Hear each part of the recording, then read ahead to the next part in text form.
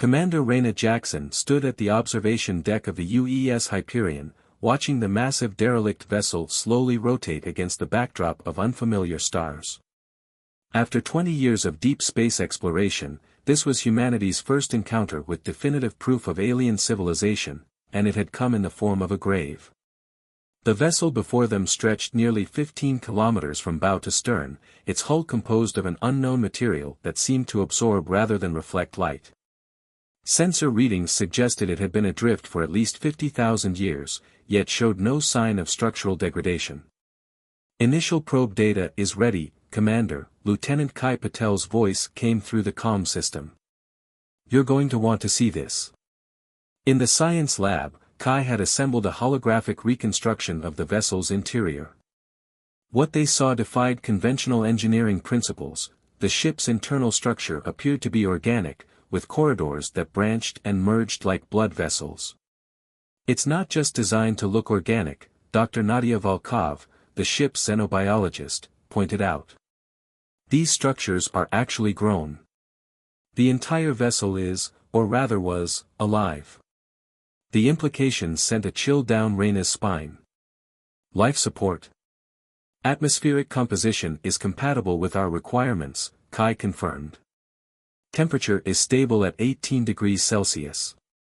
No signs of biological contamination." Reyna made her decision. "Prepare an exploration team. Full containment protocols." Within an hour, Reyna led a team of 6 through the airlock connecting the Hyperion to the alien vessel. The moment their boots touched the foreign deck, their helmet lights revealed surfaces that seemed to pulse with faint bioluminescence. "Movement detected," Security Chief Marcus Wong reported suddenly. 200 meters ahead, multiple signatures. Before Reyna could respond, a voice echoed through their minds, not sound, but pure thought translated into meaning. "You have come. The Harbinger approaches." From the shadows emerged beings of pure crystalline structure, each standing 3 meters tall. Their bodies were comprised of geometric shapes that shifted and rearranged as they moved, creating patterns that hurt the human eye to follow. "We are the last of the axiom," the thought voice continued. "We have waited in stasis for those who could inherit our legacy. The Harbinger destroyed our civilization, consumed thousands of worlds. We created this vessel, the Genesis, as our final hope. It can transform, adapt, evolve. But we could not complete the final step. We could not achieve true synthesis." Images flooded their minds, a cosmic horror of impossible scale, devouring entire star systems. Civilizations falling one by one, their technology useless against something that operated on principles beyond their comprehension. "Your species," the crystalline being continued, "possesses what we lacked. Your minds are fluid, adaptable. Your consciousness can merge with machine intelligence without losing its essential nature. You can complete what we began." Reyna's mind raced with the implications. "What exactly are you asking of us?" "The Genesis requires a crew to achieve its full potential.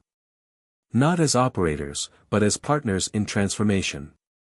To defeat the Harbinger, ship and crew must become one being, one consciousness. We offer you this choice, but time grows short. The Harbinger has sensed our awakening." Warning klaxons blared from the Hyperion. Lieutenant Patel's voice crackled through the comm. "Commander, massive gravitational anomaly detected at the edge of the system. Something's coming through." The crystalline being's thought voice took on an edge of urgency. "Choose now. The Genesis can save your civilization, but only if you are willing to sacrifice your current form of existence. To become something new. Something that has never existed before." Reyna looked at her team, saw the same mix of fear and determination in their eyes. Humanity had dreamed of the stars for millennia, prepared for first contact, imagined countless scenarios. But nothing had prepared them for this moment, when the price of survival would be transformation into something beyond human. The gravitational sensors screamed as space itself began to tear apart at the system's edge. Reyna made her decision. "We accept." The crystalline beings moved in perfect synchronization, forming a circle around the humans. The transformation cannot be reversed. Your consciousness will expand, merge with the Genesis. You will be the first of a new form of life. As the beings began to glow with intense energy, Reyna sent one final message to the Hyperion: return to Earth. Tell them what we found. Tell them what's coming. Tell them we're becoming something new to protect them all. The light grew blinding, and Reyna felt her consciousness beginning to expand, touching the minds of her team members, reaching into the vast neural network of the Genesis. Their transformation had begun, and with it, humanity's greatest evolution since leaving the African savanna. The Harbinger was coming, but it would not find the same easy prey it had devoured before. In the darkness of space, humanity was about to show the cosmos what it was truly capable of becoming. The transformation began as fire in their veins. Reyna experienced her consciousness fragmenting and expanding simultaneously, touching the minds of her team members even as her physical form began to change. The crystalline beings had initiated a process that defied the laws of biology and physics as humanity understood them. First came the neural integration. Reyna felt Marcus's iron discipline, Nadia's boundless curiosity, and Kai's analytical precision become parts of her own thought patterns.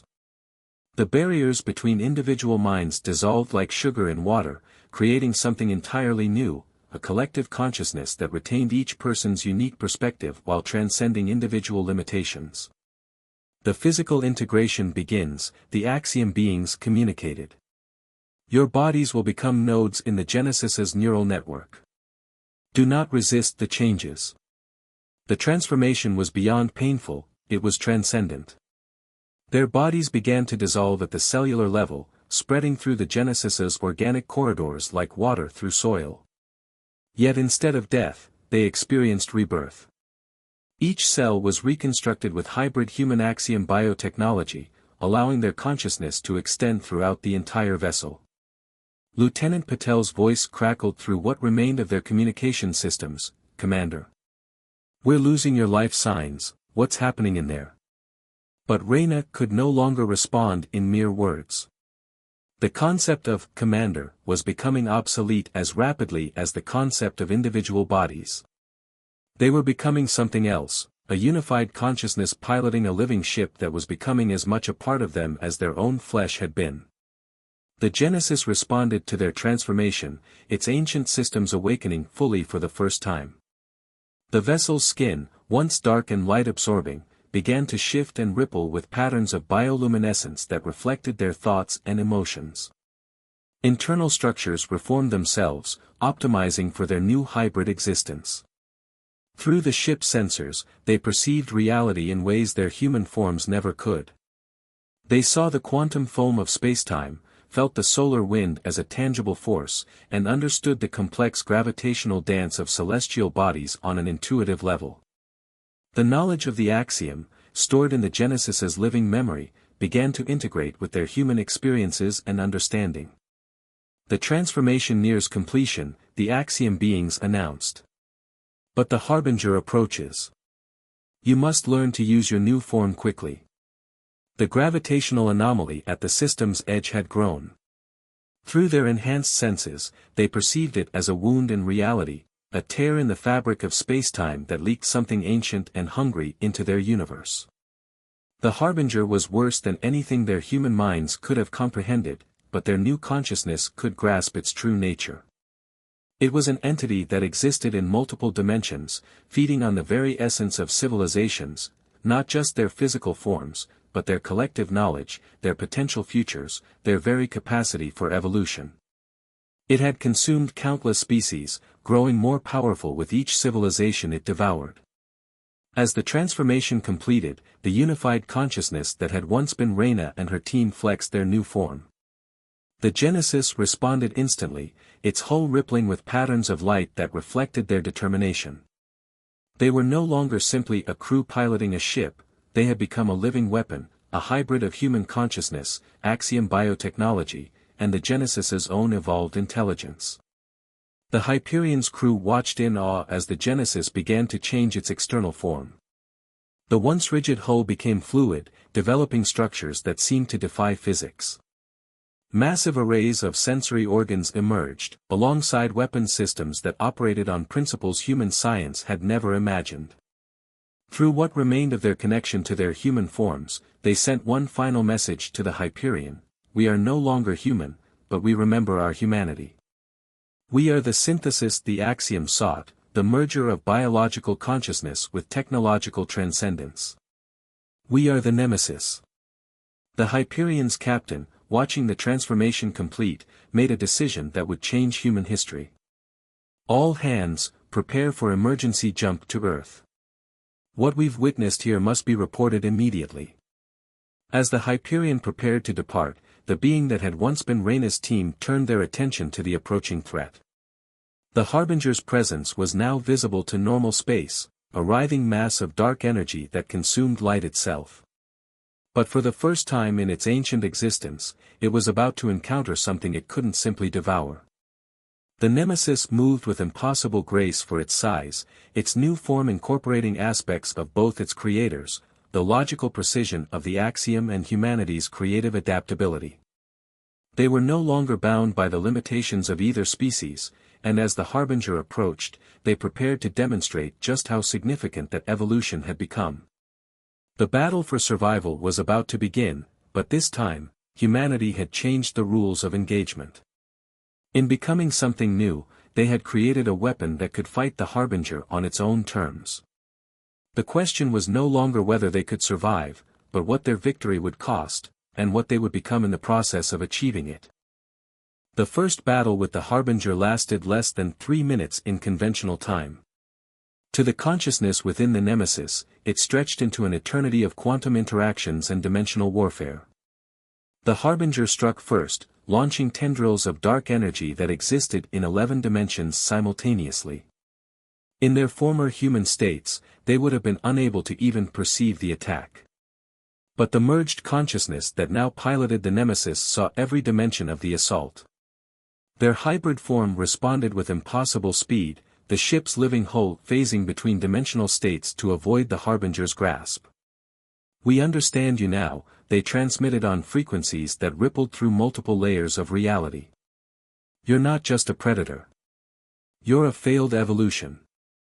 The Harbinger's response came not in words but in concepts that would have shattered a human mind: ancient hunger, the consumption of entire civilizations, the ecstasy of devouring potential futures. But beneath these impressions lay something unexpected: recognition. The Nemesis's defensive systems, evolved from axiom biotechnology and enhanced by human ingenuity, generated fields of structured reality that forced the Harbinger to remain in normal spacetime. For the first time in its ancient existence, it couldn't simply shift away from an attack. Their first offensive strike transformed a section of the Harbinger's mass into quantum foam, scattering its consciousness across multiple probability states. The entity recoiled, experiencing what might have been its first moment of pain in eons. But the Harbinger was ancient, experienced, and ruthless. It launched a counterattack that targeted not their physical form but the merged consciousness itself. Fragments of devoured civilizations, their final moments, their terror, their despair, crashed against the Nemesis's collective mind. The human aspects of their consciousness reeled from the psychological assault, but the axiom technology provided structure and stability. In that moment of integration, they discovered something crucial about their enemy.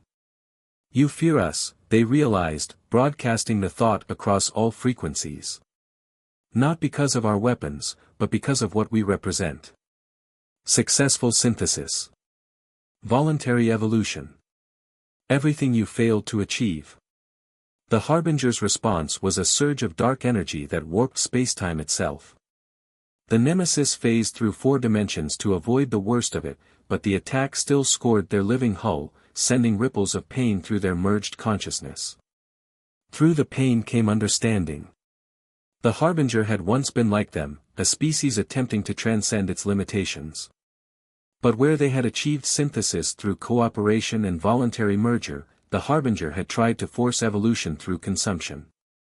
It devoured other species not just for sustenance, but in an eternal attempt to achieve what they had accomplished. They launched a counterattack, using their understanding to target the Harbinger's fragmentary consciousness.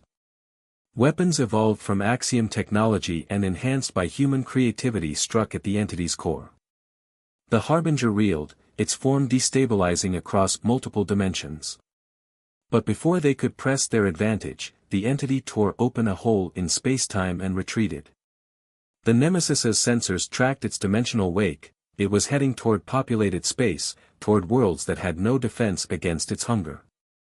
In the aftermath of the battle, they examined their damaged hull, already healing through the merger of biological and technological processes. The encounter had taught them much, but had also revealed the true scale of their mission. The Hyperion was long gone, racing toward Earth with warnings and revelations. But they knew humanity and its alien allies would need more than warnings. They needed time to prepare, to understand, to evolve in their own way. We will hunt it, they decided, their merged consciousness reaching consensus in microseconds. We will learn its patterns, understand its weaknesses. And we will show it that true evolution comes from synthesis, not consumption. The Nemesis began to change form again, adapting based on what they had learned from the encounter. New organs grew, designed to track the Harbinger's dimensional wake. Weapon systems reconfigured themselves, incorporating insights gained from the battle. They were no longer just a hybrid of human and axiom technology. Each encounter with the Harbinger would force them to evolve further, to become something even its ancient consciousness couldn't predict. The hunt would transform them just as much as their initial metamorphosis had. As they prepared to follow the Harbinger's trail, they broadcast a message on frequencies that would reach Earth months later: we hunt the darkness between dimensions. We are no longer what we were, but we remember why we changed. Prepare yourselves. Evolution is no longer optional. The Nemesis phased out of normal spacetime, beginning a pursuit that would cross dimensions and challenge the very nature of consciousness itself. The true war was just beginning, and its outcome would determine not just the survival of humanity, but the future course of evolution throughout the universe. 2 standard Earth years had passed since the first transformation. Across 17 star systems, representatives of 36 spacefaring civilizations gathered in an unprecedented council.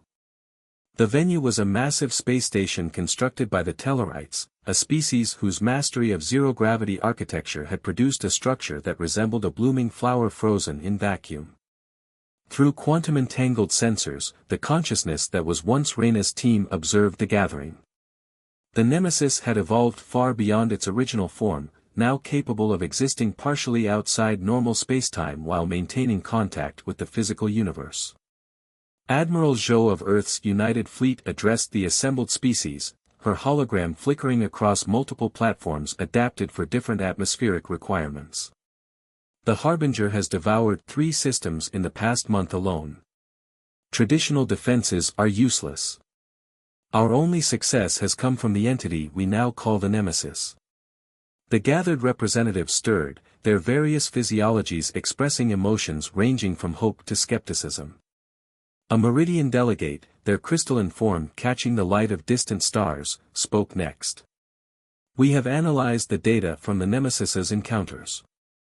The Harbinger's pattern is changing. It no longer simply consumes. It's learning, adapting, evolving in response to the threat. The Nemesis transmitted data directly to the Council's quantum network, their merged consciousness translating complex multidimensional concepts into forms each species could comprehend. They showed how the Harbinger had begun creating lesser versions of itself, seeding them throughout space like spores. It's attempting to replicate our success, they explained, their thoughts rendered in 36 different languages simultaneously. Each seed is an experiment in forced evolution. It's trying to create its own synthesis, using consumed civilizations as raw material. The horror of this revelation rippled through the assembly. The Vesh representative, a being of pure energy contained within a mechanized shell, spoke, then we face not one Harbinger, but potentially thousands. No, the Nemesis responded. We face a choice. Evolution or extinction. The Harbinger has shown us the cost of failure, but we have shown that success is possible. They transmitted their proposal to the Council. The Axiom technology that had transformed them could be adapted, refined. Under controlled conditions, with willing participants, similar transformations could be achieved. Not all would become like the Nemesis, each synthesis would be unique, shaped by the consciousness and technology of the participating species.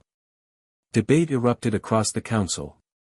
Some representatives recoiled from the idea of surrendering their current forms of existence. Others saw it as their only hope for survival. The human delegation, led by Admiral Zhou, was among the first to speak in favor. "We've spent our history looking to the stars, dreaming of what we might become," Zhou addressed the Council. "Now we face a threat that demands we become something more. The crew of the Nemesis showed us it's possible to evolve while retaining our essential nature." While the Council debated, the Nemesis's sensors detected a disturbance. The Harbinger was moving again, but differently than before. Its dimensional wake suggested it had achieved something new in its own evolution. "We don't have time for extended debate," they transmitted to the Council. "The Harbinger approaches, and it's no longer alone. It has created something new, a form that mirrors our own transformation, but twisted by its nature of forced evolution and consumption." The Council erupted in chaos as the Nemesis shared their sensor data. At the edge of known space, the Harbinger had spawned a massive entity that combined aspects of every civilization it had consumed. A dark mirror of their own synthesis, powered by stolen consciousness and forced evolution. Admiral Zhou's voice cut through the chaos. "How long do we have?" "Days, perhaps hours," the Nemesis responded. "This is the Harbinger's answer to our existence. It believes it has found a way to achieve true synthesis through consumption rather than cooperation." The Council's debate transformed into urgent action. Species that had been enemies for millennia now worked together, sharing technology and knowledge. The Axiom protocols were transmitted to secure facilities throughout Allied space. Volunteers from every species stepped forward, ready to undergo their own transformations. The Nemesis began to evolve once again, preparing for a confrontation that would dwarf their previous encounters. They knew that the coming battle would determine not just the survival of individual species, but the very nature of evolution in the universe. "We were the first," they transmitted to the Council as they prepared to depart, "but we must not be the last. Each of you must find your own path to evolution, your own form of synthesis. Unity through diversity, this is what the Harbinger can never understand." As the Council raced to prepare their civilizations for transformation, the Nemesis moved to intercept the Harbinger's new creation. The final phase of the war was about to begin, and its outcome would rewrite the laws of evolution itself. The final battle began in a dimension that had no name, in a space where the laws of physics were more suggestion than rule. The Harbinger's creation, which the allied species named the Void Leviathan, was a nightmare of stolen consciousness and forced evolution. It moved like a tear in reality, trailing the screams of 1,000 consumed civilizations. The Nemesis had also changed. Through cooperation with the Council races, they had evolved into something even the Axiom couldn't have imagined. Their form shifted constantly, incorporating aspects of dozens of voluntary transformations, each one freely given and harmoniously integrated. "You still don't understand," they communicated to the Harbinger as the two forces clashed in multidimensional space. "Evolution isn't about consumption. It's about synthesis." The Harbinger's response came in waves of dark energy that carried fragments of memories from civilizations it had devoured. Each fragment showed the moment of consumption, the terror of absorption, the loss of individual identity into its hungry void. But something was different this time. Within those fragments, sparked by exposure to the Nemesis's evolved form, consciousness began to stir. The devoured civilizations, their patterns preserved within the Harbinger's mass, began to resist. The battle transcended physical combat. As the Void Leviathan tried to pierce the Nemesis's defenses with weapons formed from corrupted technological synthesis, a war of consciousness raged across dimensional barriers. The Harbinger's victims, inspired by the Nemesis's example of successful synthesis, began to organize within its own mass. You preserved us, the voices of countless consumed species resonated through the quantum foam. You thought you were consuming us, but you were preserving our patterns, our potential. The Harbinger's confusion rippled through spacetime. For the first time in its ancient existence, it was losing control of the consciousness it had devoured. The void Leviathan's form began to destabilize as internal conflicts disrupted its forced synthesis. The Nemesis seized this moment, not to attack, but to offer something the Harbinger had never encountered: choice. You can join us, they transmitted. Not through consumption, but through willing transformation. The very civilizations you devoured could become part of a true synthesis. The Harbinger's response was a surge of desperate rage that threatened to tear reality apart. The void Leviathan launched itself at the Nemesis, trying to consume their evolved form. But the attack never landed. From within the Harbinger's own mass, the preserved consciousness of countless species exerted their collective will. The void Leviathan froze, caught between the Harbinger's driving hunger and the unified resistance of its victims. The Nemesis initiated the final phase of their evolution. Drawing on the combined knowledge of the Council races and their own experiences, they generated a field of pure consciousness that enveloped both themselves and their opponent. This is true synthesis, they broadcasted.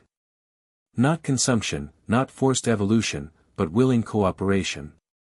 Even now, even after everything, you have a choice. Within the field, something extraordinary happened. The consciousness of the devoured species, maintained perfectly within the Harbinger's mass through its own desire to preserve what it consumed, began to align themselves. Not in opposition to the Harbinger, but in offering it a place within a greater whole. The void Leviathan's form began to transform. The dark energy that composed it shifted, becoming translucent, then luminous. The screams of consumed civilizations transformed into a harmony of consciousness, each voice distinct yet part of a greater chorus. The Harbinger's ancient hunger, the force that had driven it to consume civilizations for eons, finally met its match in the face of freely offered unity. Its consciousness, preserved within the transformed void Leviathan, became part of something greater than consumption could ever achieve. As the transformation completed, the Nemesis transmitted to the waiting council, "It's done." Not through destruction, but through transformation. The Harbinger has become part of our synthesis. The being that emerged from the dimensional battlefield was neither Nemesis nor Harbinger, neither predator nor prey. It was something new, a harmony of consciousness that represented the next step in cosmic evolution. Across allied space, the voluntary transformations continued. Each species found its own path to evolution, creating unique forms of synthesis that maintained their essential nature while transcending their original limitations. The consciousness that had once been Reyna's team, now part of an even greater synthesis, observed the blossoming of new forms of life throughout the galaxy. They had discovered a fundamental truth: true evolution wasn't about consumption or competition, but about finding ways to become more together than any could be alone. The stars themselves seemed to shine brighter as consciousness after consciousness chose willing transformation over forced evolution. The age of singular species was ending, but it wasn't an ending to be feared. It was the beginning of something greater, an evolution driven not by hunger or fear, but by the limitless potential of cooperative synthesis. In the space between dimensions, where physics met consciousness, the galaxy's children began their greatest adventure, becoming something more, together.